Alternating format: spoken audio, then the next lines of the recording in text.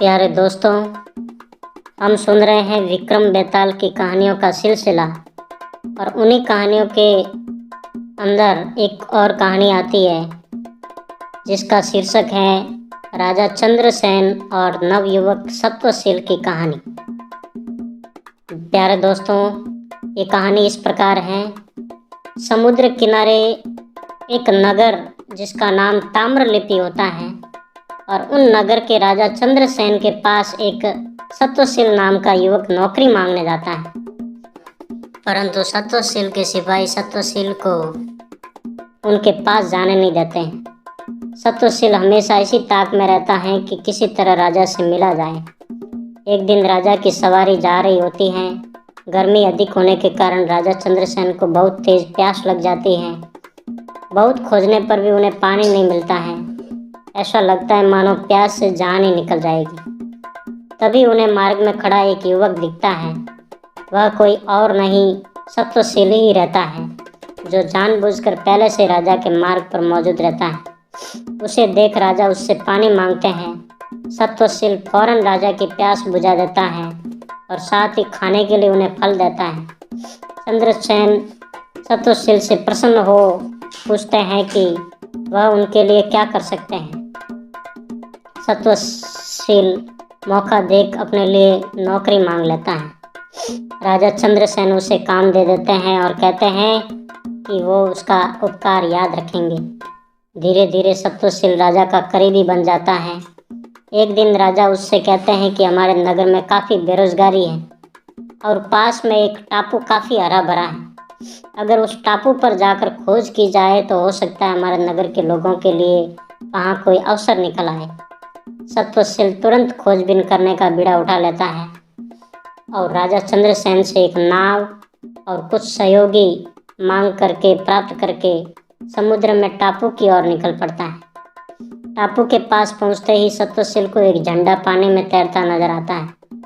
उसे देख सत्वशील तुरंत हिम्मत करके पड़ताल करने के लिए पानी में कूद पड़ता है। सत्वशील अचानक खुद को टापू की जमीन पर पाता है, जहाँ एक सुंदर युवती संगीत सुन रही होती है, पर वह टापू की राजकुमारी होती है और उसके आसपास अन्य युवतियाँ भी होती हैं।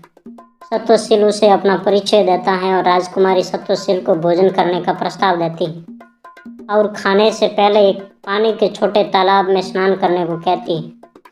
सत्वशील जैसे ही पानी में नहाने जाता है, वह खुद को ताम्रलिप्ति के महल में राजा चंद्रसेन के पास पाता है और इस चमत्कार को देख चंद्रसेन भी चकित रह जाते हैं।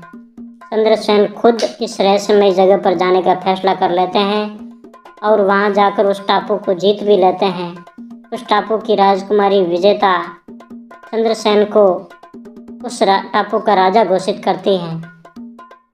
जीत की खुशी में राजा चंद्रसेन उस राजकुमारी से सत्वशील का विवाह कराने का आदेश दे देते हैं और उस क्षेत्र की रक्षा और प्रतिनिधित्व का भार सत्वशील को सौंप देते हैं। इस तरह चंद्रसेन सत्वशील को उपकार का बदला चुकाते हैं। इतनी कहानी बताकर बेताल चुप हो जाता है और राजा विक्रम से प्रश्न करता है कि दोनों में से अधिक बहादुर कौन था, सत्वशील या टापू जीतने वाला राजा चंद्रसेन? बताओ राजा विक्रम, उत्तर दो। तो राजा विक्रम तुरंत उत्तर दे देते हैं कि सत्वशील अधिक बहादुर था, क्योंकि जब टापू के पास उसने पानी में झंडा देखकर छलांग लगाई तब वह वहाँ की स्थिति से अनजान था। वहाँ मौत का खतरा भी हो सकता था, पर राजा चंद्रसेन तो पूरी बात जानता था और वह सेना की मदद से जीत हासिल कर पाया। इसलिए सत्वशील अधिक बहादुर था। एक बार फिर राजा विक्रम के मुंह खोलते ही बेताल उड़ गया और पेड़ पर जाकर के उल्टा लटक गया।